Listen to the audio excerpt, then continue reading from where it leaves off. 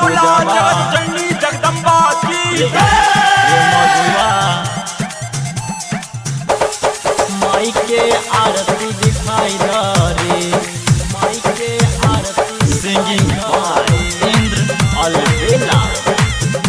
Mahamaya music जेट रे पूजावा भइल शाम के बेरिया, माई के आरती दिखाई रे। रे पूजावा भइल शाम के बेरिया, माई के आरती दिखाई रे। माई के आरती दिखाई रे, अकेरा नारियर चढ़ाई रे।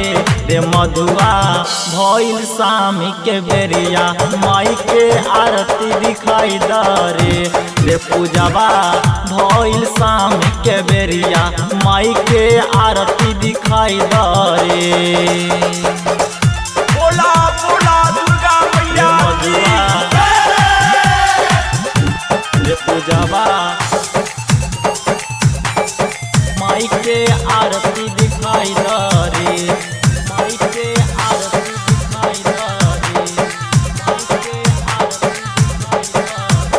पहिरला लाल कलर के साड़ी, माई से करी है जाके गुहारी, तमाई से करी है जाके गुहारी, करी है जाके गुहारी, करी है जाके गुहारी। पहिरला लाल कलर के साड़ी, माई से करी है जाके गुहारी, तमाई से करी है जाके गुहारी।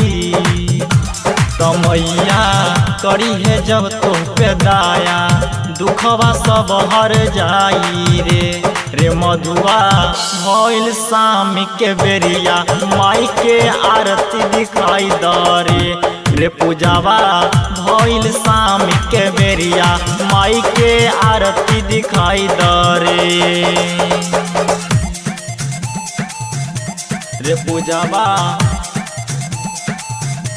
रे मधुआ माई के आरती दिखाई रे, माई के आरती दिखाई रे, माई के आरती दिखाई। महामाया म्यूजिक जेट जलई है दीप माई के अगारी, आर मंदिर के खोल के बारी, आई है मंदिर के खोल के बारी, मंदिर के खोल के बारी, मंदिर के खोल के बारी। जलई है दीप माई के अगारी, आर मंदिर के खोल के बारी, आई है मंदिर के खोल के बारी। तब पूजावा मानल हमर बतिया, कहे इंद्र अलबेला रे। तब पूजावा मानल हमर बतिया, कहे इंद्र अलबेला रे। रे मधुआ मानल हमर बतिया, कहे इंद्र अलबेला रे। माई के आरती दिखाई रे, अकेरा नारियर चढ़ाई रे। रे मधुआ भइल शाम के बेरिया, माई के आरती दिखाई रे। रे पूजावा भइल शाम के बेरिया, माई के आरती दिखाई रे, माई के आरती दिखाई रे।